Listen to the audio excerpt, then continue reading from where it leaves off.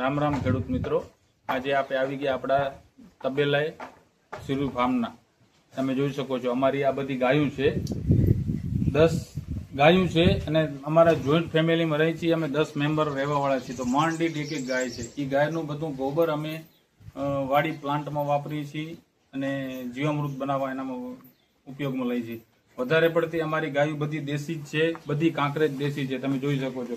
ને આ છે મારો દીકરો દિવ્ય. તે ઇંગ્લિશ મીડિયમમાં ભણાવતા હતા પણ ઇંગ્લિશ મીડિયમમાં એને જામ્યું નહીં, હવે ગુજરાતીમાં ભણે છે. તો હવે એને આગળ ભણીને શું કરવાનું છે દિવ્યભાઈ? ગાયનો ડોક્ટર બનવાનો છે એમ ને? હવે આને ગાયના બધી મારા કરતા વધારે એને ખબર હોય છે કે ગાયની શું પાણી પાવાનું, ક્યારે ચરો પાવા દેવાનો.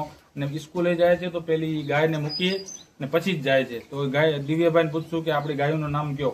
આ ગાયનું નામ છે ધોળી ગાય છે. આ ડાઈ છે.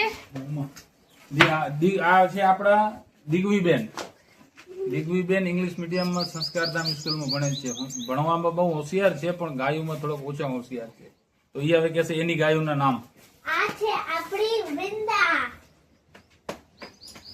આ કામધેનુ.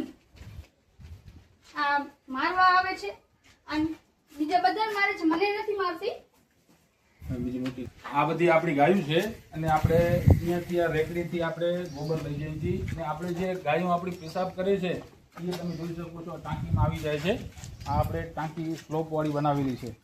આ છે બે નાનકડા વાછડા, એ આપણે ગાયું વિયાણી તેના વાછડા છે.